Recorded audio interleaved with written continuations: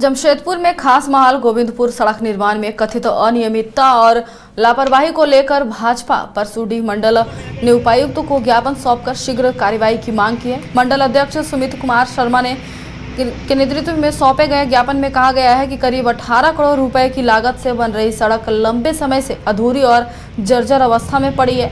निर्माण कार्य कर रही एजेंसी के कार्यस्थल से गायब रहने के कारण काम पूरी तरह ठप हो गया है, जिससे स्थानीय लोगों को भारी परेशानी का सामना करना पड़ रहा है। सड़क पर बने गड्ढों, कीचड़ और धूल के कारण आवागमन बाधित हो रहा है तथा ऑटो और एम्बुलेंस चालकों को भी परेशानी झेलनी पड़ रही है। भाजपा ने प्रशासन से निर्माण कार्य में तेजी लाने और जिम्मेदार एजेंसी के खिलाफ कार्रवाई करने की मांग की है ताकि लोगों को जल्द राहत मिल सके।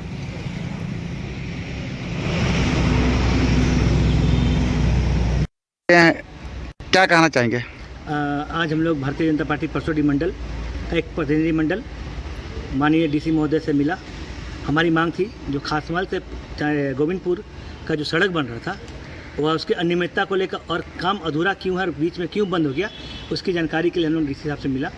और हमारी मांग थी कि जो रोड बनना 6 महीना के अंदर रोड बना और रोड टूटना लगा, आधा अधूरा रोड बना और जहाँ तहाँ गड्ढा स्टार्ट हो गया और काम बंद हो गया। आप देख सकते हैं परसूडी बाज़ार से होते हुए जो हम लोग जाते हैं गोलपहाड़ी मंदिर से खास महल, और जब बारीगोड़ा से बढ़ते हैं हम लोग गजरा गोविंदपुर के लिए तो चलने लायक रास्ता नहीं है, जगह जगह गड्ढा है, जल जमाव है और लोगों में आक्रोश था। लोगों ने बार बार लोगों की मांग थी कि इस रोड को लेकर आंदोलन करना है, तो इसी के विषय में हम लोग भारतीय जनता पार्टी परसूडी मंडल आज का 31 मंडल आज हम लोग डीसी साहब से मिले।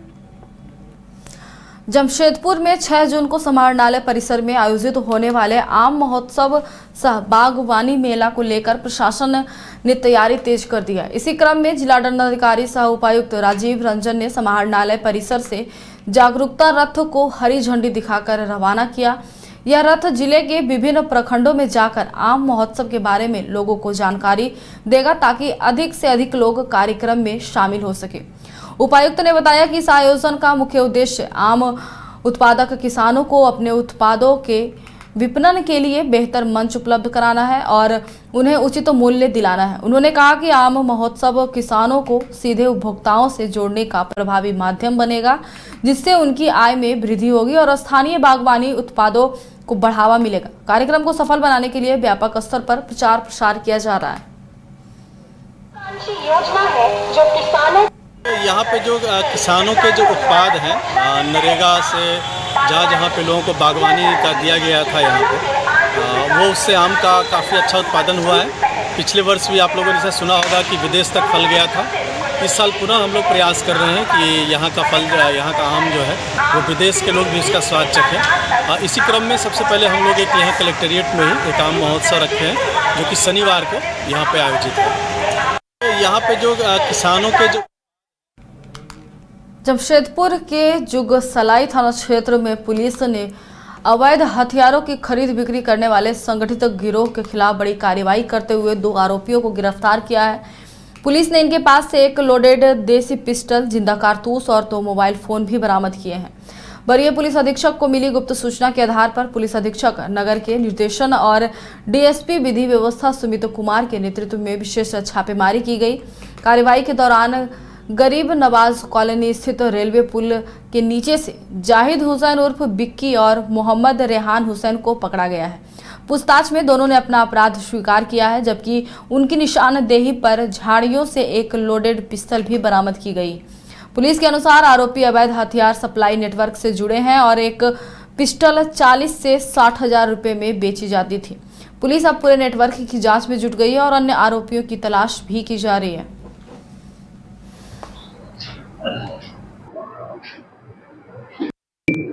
जून 2026 को एक गुप्त सूचना वरीय पुलिस अधीक्षक महोदय के माध्यम से प्राप्त हुई, जिसमें कुछ लोगों के द्वारा अवैध आर्म्स सप्लाई किए जाने की बात प्रकाश में आई और इसी बात को लेके एक टीम का गठन किया गया और उसमें डीएसपी लॉ एंड ऑर्डर, थाना प्रभारी, थाना के अन्य सदस्य उसमें मौजूद थे। उनके द्वारा कार्य उसमें शुरू किया गया और जब देखा, कुछ लोगों से बातचीत की, कुछ जगहों पर पुलिस द्वारा दबिश दी गई। इसी क्रम में एक जो लिंकेज था, जो सूचना थी, उसको देखते हुए, वेरीफाई करते हुए 3-4 चीज़ों को एक साथ जब देखा गया तो कुछ एक जगह पता लगी कि जहाँ पर ये लोगों का होने की सूचना है और ये लोग जो इनके पास आर्म्स था उसे किसी और को देने वाले थे वहाँ पर, तो ये कार्य होने वाला था। तो उसी समय इन लोगों को पकड़ा गया। इसमें 2 लोग हैं, जो एक है जाहिद हुसैन उर्फ विक्की, जुगसलाई का रहने वाला है, और एक मोहम्मद रेहान हुसैन है, जुगसलाई क्षेत्र का। तो ये दोनों लोग पुलिस द्वारा पकड़े गए। इनके पास से लोहे का एक पिस्टल, 7.65 mm का एक जिंदा कारतूस, 2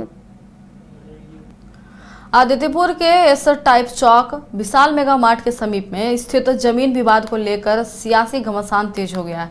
इस मामले में झारखंड क्षत्रिय संघ के केंद्रीय अध्यक्ष शंभुनाथ सिंह ने के समर्थक में झामुमो नेता और पूर्व सरायकेला विधानसभा प्रत्याशी गणेश महाली भी खुलकर सामने आ गए हैं। दोनों नेताओं ने भाजपा विधायक चंपई सोरेन पर गंभीर आरोप लगाते हुए कहा कि राजनीतिक रंजिश के तहत उन्हें बदनाम किया जा रहा है और जनता को भ्रमित भी किया जा रहा है।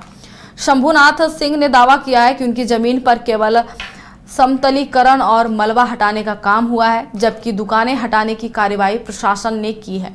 वहीं गणेश महाली ने कहा है कि यह जमीन 2011 में नीलामी के जरिए वैध रूप से खरीदी गई थी और सभी दस्तावेज मौजूद हैं। उन्होंने यह भी बताया कि उन्होंने इसी जमीन पर चुनावी कार्यालय भी संचालित किया था। दूसरी ओर मूल आवंटी सुकांत बारी ने भी जमीन को वैध बताते हुए हाई कोर्ट के आदेश का हवाला दिया है।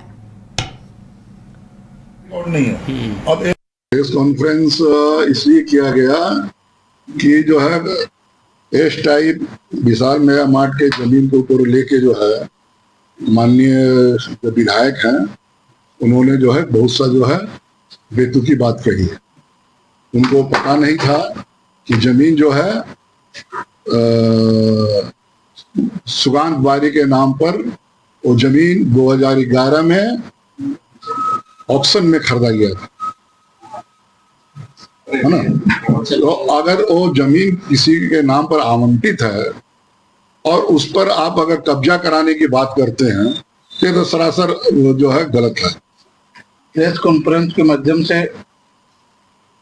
आदित्य नगर निगम के रहने वाले तमाम जनताओं को जो विधायक के द्वारा जो लोगों को दिग्भ्रमित करने का काम किया गया है, गुमराह करने का जो काम किया गया, तो इस टाइप को जो जमीन तो सुकांत बारी के नाम से ऑलरेडी अलॉटमेंट है और उस जमीन का उपयोग हमने 2014 में जब भारतीय जनता पार्टी का सिंबल से जब हम चुनाव लड़ा था, उस समय चुनावी कार्यालय खोलने के लिए हमने उससे दस्तावेज लिया था और सारा दस्तावेज को हमने चुनाव आयोग पर जमा करने के बाद हमको वहां से अनुमति मिला था उसमें चुनावी कार्यालय खोलने के लिए।